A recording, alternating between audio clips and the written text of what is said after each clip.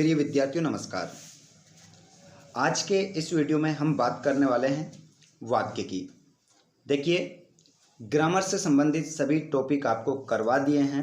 YouTube पर जो play list बनी है उसमें आप जाकर देख सकते हैं। सामान्य हिंदी की हम बात कर रहे हैं। देखिए वाक्य, फ्रेंड्स देखिए यहाँ पर मैं आपको बता देता हूँ, वाक्य दो प्रकार के होते हैं। एक रचना के आधार पर और एक होता है अर्थ के आधार पर। अर्थ के आधार पर 8 प्रकार के होते हैं और रचना के आधार पर 3 प्रकार के होते हैं। इसमें हम उनके उदाहरण, परिभाषा सब कुछ देखने वाले हैं।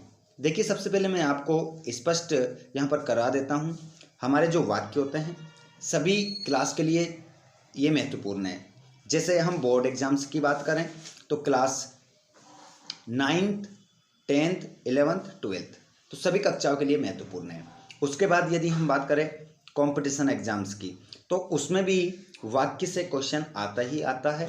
और दोस्तों ये वाक्य से संबंधित जो क्वेश्चन आते हैं ये हमारे गलत हो जाते हैं। इससे जो क्वेश्चन बनता है साथियों, वो क्वेश्चन ये बनता है कि जैसे कि राम विद्यालय जाता है, ये वाक्य कौन सा है अर्थ के आधार पर, तो ये हमारा होता है विधानवाचक। तो ये सब हम बात करने वाले हैं आज के इस वीडियो में। जितने भी स्टूडेंट्स जिस भी क्लास में हैं, देखिए वीडियो पसंद आए तो लाइक ज़रूर करिएगा। साथ ही चैनल पर पहली बार आए हो तो चैनल को सब्सक्राइब कर लीजिएगा और बेल आइकन के बटन को प्रेस कर लीजिएगा ताकि आपको आगे भी इसी प्रकार अपडेट मिलती रहे। फ्रेंड्स यहाँ पर हम स्टार्ट करते हैं। सबसे पहले परिभाषा हम देखते हैं। देखिए वाक्य की परिभाषा, शब्दों का व्यवस्थित रूप जिसे मनुष्य अपने विचारों का आदान प्रदान करता है उसे वाक्य कहते हैं। एक सामान्य वाक्य में क्रमशः कर्ता, कर्म और क्रिया होते हैं। वाक्य के मुख्यतः 2 अंग माने गए हैं। देखिए साथियों, वाक्य के 2 अंग होते हैं, एक होता है उद्देश्य और एक होता है विधेय।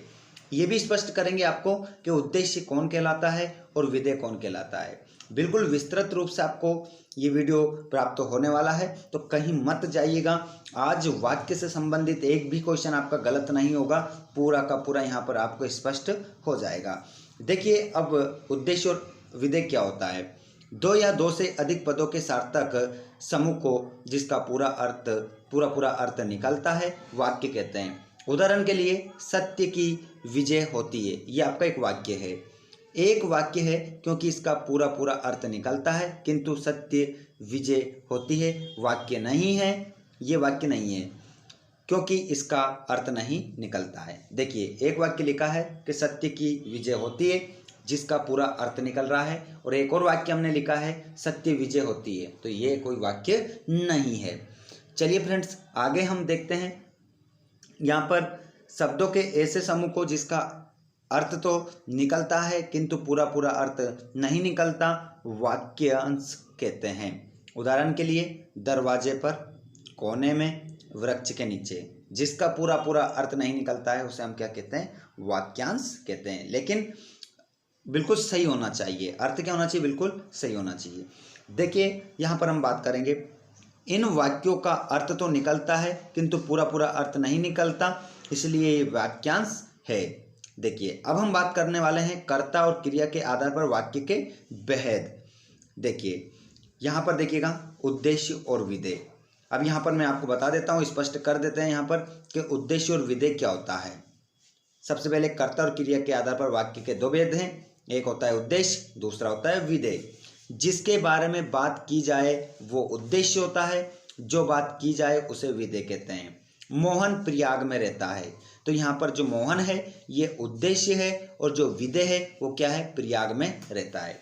एक उदाहरण और मैं आपको दे देता हूँ, राम पुस्तक पढ़ता है। राम पुस्तक पढ़ता है तो राम आपका उद्देश्य हो जाएगा और पुस्तक पढ़ता है ये क्या हो जाएगा, विधेय हो जाएगा। आई होप आप सभी को उद्देश्य और विधेय स्पष्ट हो गया होगा। यदि हो गया है तो कमेंट बॉक्स में कमेंट करके ज़रूर बताइएगा, और यदि समझ में नहीं आया है तो भी आप बताइएगा, ताकि इससे संबंधित उद्देश्य और विधेय से संबंधित एक और अलग वीडियो आपको प्रोवाइड करवाया जा सके। देखिए, अब वाक्य के भेद और एवं प्रकार की हम बात करेंगे। वाक्य दो प्रकार के हैं, ठीक है। पहले भी मैं बात कर चुका हूँ शुरू में कि वाक्य दो प्रकार के होते हैं। एक तो होते हैं अर्थ के आधार पर, दूसरा होता है रचना के आधार पर। कभी कभी हम अर्थ के आधार को अर्थ की दृष्टि से भी बोलते हैं और रचना की दृष्टि से भी बोलते हैं, तो इससे कोई आपको दिक्कत नहीं आना चाहिए। अर्थ के आधार पर बोलो या दृष्टि से बोलो। सबसे पहले हम अर्थ के आधार पर वाक्य 8 प्रकार के होते हैं, इनको पढ़ेंगे। अब अर्थ के आधार पर जो 8 वाक्य होते हैं, पहले उनके नाम जान लीजिए, फिर इनको हम विस्तृत रूप से पढ़ने वाले हैं। पहला होता है विधानवाचक वाक्य, दूसरा होता है निषेधवाचक वाक्य, तीसरा होता है प्रश्नवाचक, चौथा होता है विस्मयादिबोधक, पांचवा होता है आज्ञावाचक और छठा होता है इच्छावाचक, संकेतवाचक, संदेहवाचक। इनके क्रम आगे पीछे हो सकते हैं, इससे कोई दिक्कत नहीं है, है ना। पहले आप विधानवाचक, प्रश्नवाचक कैसे भी आप ले सकते हैं। बात करेंगे अब हम विधानवाचक वाक्य की, तो इसकी परिभाषा भी हम जानने वाले हैं, साथ ही साथ उसके उदाहरण भी हम जानेंगे।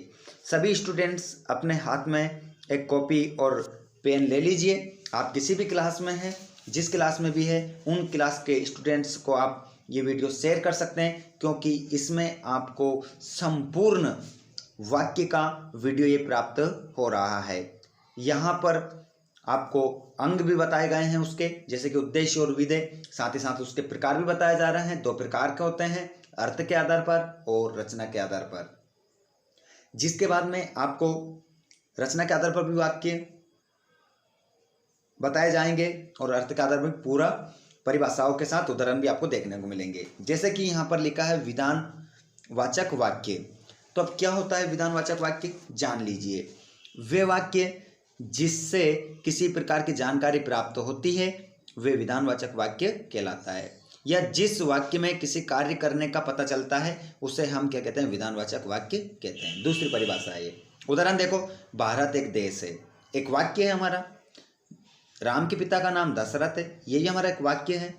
और दशरथ अयोध्या के राजा है। या राम पुस्तक पढ़ता है, या सीता फल खाती है, अनिल गांव जाता है, ये सब हमारे किस में आ जाएंगे, विधानवाचक वाक्य में आ जाएंगे, जो नॉर्मल सा क्या रहता है, साधारण सा वाक्य रहता है। इसी के विपरीत यदि हम बात करें तो निषेधवाचक वाक्य। देखिए, निषेधवाचक वाक्य क्या होता है, जिन वाक्यों से कार्य ना होने का भाव प्रकट होता है उन्हें निषेधवाचक वाक्य कहते हैं। देखिए, अब यहाँ पर काम नहीं होने का पता चलेगा, उसे हम निषेधवाचक वाक्य कहते हैं। ऐसा वाक्य जिससे हमें क्या पता चले कि काम का ना होना पाया जाए। देखिए, जैसे मैंने दूध नहीं पिया, यदि मैं लिख दूं मैंने दूध पिया, तो ये आपका हो जाएगा विधानवाचक। और यदि मैंने बोला मैंने दूध नहीं पिया, तो ये हो जाएगा आपका निषेधवाचक। दूसरा वाक्य देखिएगा, मैंने खाना नहीं खाया, मैंने खाना नहीं खाया, ये आपका कौन सा वाक्य, निषेधवाचक है। मैं पुस्तक नहीं पढ़ता हूं, तो ये भी क्या है, निषेधवाचक। राम स्कूल नहीं जाता है, तो ये भी आपका कौन सा है, निषेधवाचक। बहुत सारे उदाहरण आप खुद से बना सकते हो जिसमें काम नहीं होने का पता चलना चाहिए। अगला वाक्य देखेंगे हम, प्रश्नवाचक वाक्य। बात करेंगे हम प्रश्नवाचक वाक्य की, तो वे वाक्य जिसके द्वारा किसी प्रकार प्रश्न किया जाता है, वो प्रश्नवाचक वाक्य कहलाता है। कैसे, भारत क्या है, राम के पिता कौन है, दशरथ कहाँ के राजा हैं, ये सब क्या है, प्रश्न है। तुम्हारा नाम क्या है, तुम कहाँ रहते हो, तुम क्या करते हो, तुम क्या खाते हो, तुम क्या पीते हो, ये सब क्या है, प्रश्न है। और ये सेंटेंस आपका क्या कहलाएगा, प्रश्नवाचक वाक्य कहलाएगा। आगे हम बात करें आज्ञावाचक वाक्य। वे वाक्य जिसके द्वारा किसी प्रकार की आज्ञा दी जाती है या प्रार्थना की जाती है, वह विधि सूचक वाक्य या आज्ञावाचक वाक्य कहलाता है। देखिए, आज्ञावाचक वाक्य को एक नाम से और जानते हैं, जिसका नाम होता है विधि सूचक। देखिए, उदाहरण देखिए, भेटो, ये एक वाक्य ही मान के चलो। अगर हमने किसी को बोला है कि भेटो, या हम बोलते हैं भेटिए, कृपया भेट जाइए, यदि हम उसको आज्ञा भी देते हैं कि शांत रहो, कृपया शांति बनाए रखें, या हम किसी को बोलते हैं तुम घर जाओ, तुम पढ़ो, ऐसे वाक्य हम क्या करते हैं, आज्ञावाचक वाक्य में देते हैं। वो सभी सेंटेंस आपके कौन से कहलाएंगे? आज्ञावाचक वाक्य कहलाएंगे। आगे हम बात करेंगे विस्मयादि वाचक। इसको हम बोलते हैं विस्मयादि बोधक वाचक वाक्य भी इसे हम कह सकते हैं। तो इसकी परिभाषा देख लीजिए पहले। तो इसकी परिभाषा में क्या है? वे वाक्य जिससे किसी प्रकार की गहरी अनुभूति का प्रदर्शन किया जाता है वे विस्मयादि वाचक वाक्य कहलाता है। देखिए सीधी सी बात यह है, उन वाक्यों के माध्यम से जिसमें आप क्या कर सकते हो, हर्ष, शोक, घृणा और आश्चर्यचकित वाले जो भाव आप प्रकट करते हैं वो आपका क्या कहलाता है? विस्मयादि बोधक वाक्य कहलाता है। देखिए यहाँ पर, आहा कितना सुंदर उपवन है, ओहो कितनी ठंडी रात है, बल्ले हम जीत गए।